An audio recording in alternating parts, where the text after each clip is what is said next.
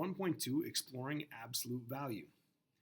The absolute value function, f at x is equal to the absolute value of x, is the absolute value function.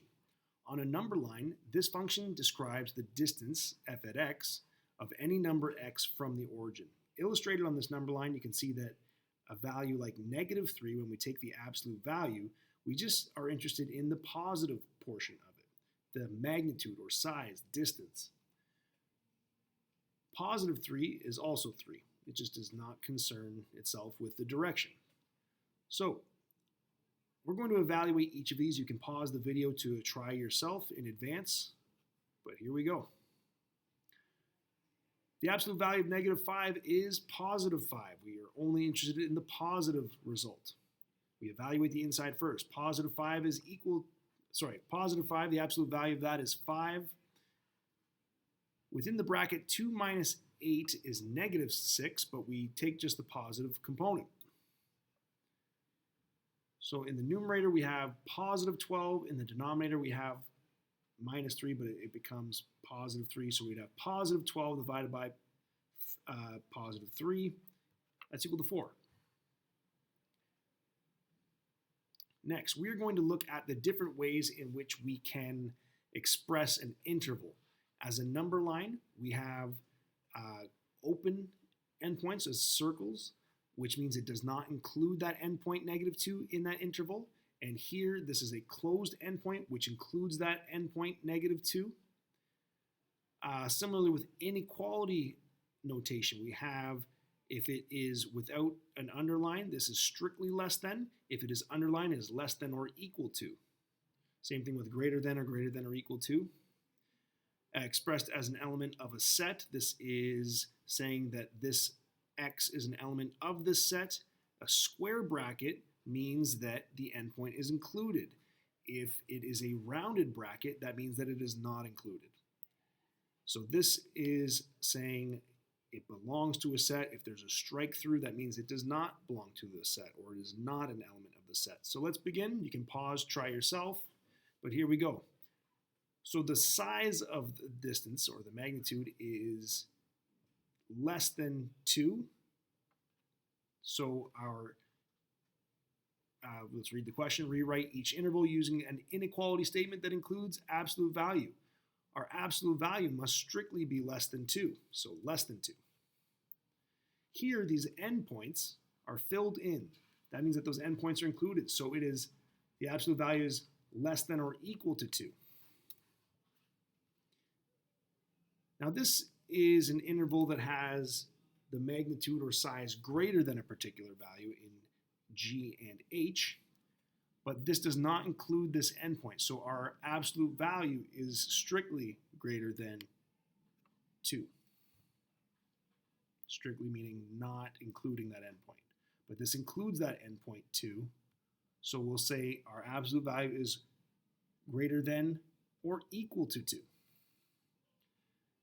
For I, in this interval notation, notice that it's balanced on x is equal to 0. So we can use absolute value to denote it. And this inequality operator, not equally. So therefore, this is not including the endpoint. We would say that the absolute value is strictly less than 7. So not including the endpoint. This does include the endpoint with this inequality operator because of the underlined portion. So our magnitude is strictly, it's less than or equal to 3. Here, x is an element of this interval, -4 to 4 with endpoints included. So therefore, the absolute value of x is less than or equal to 4. And here, if we aren't including the endpoints from -5 to 5 with these rounded brackets, that indicates that we have the absolute value of x is strictly less than 5. For m, x is not an element of this set, so that means it's a part of all other numbers. This is an interval from -10 to 10, which does not include the endpoints, so the size is 10 or greater, including that endpoint. So the absolute value of x is greater than or equal to 10. Nope, just kidding. Not including those endpoints. so it's strictly greater than that.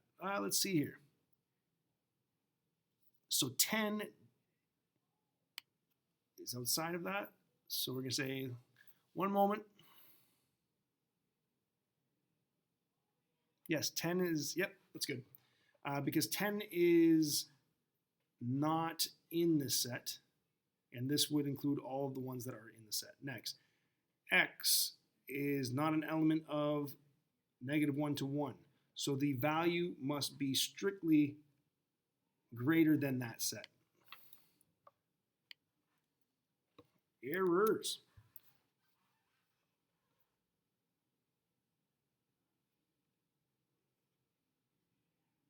Characteristics of the absolute value function. For the function f at x is equal to the absolute value of x, there's a 0 located at the origin. If you were to substitute in the value 0, the absolute value of 0, the distance from the origin is 0. So that is a 0, or the x-intercept. We can think of the absolute value as a piecewise function. So that means that for different intervals, we have different rules for how the function behaves. The graph is comprised of two linear functions and is defined as follows. F at x is equal to x if x is greater than or equal to 0.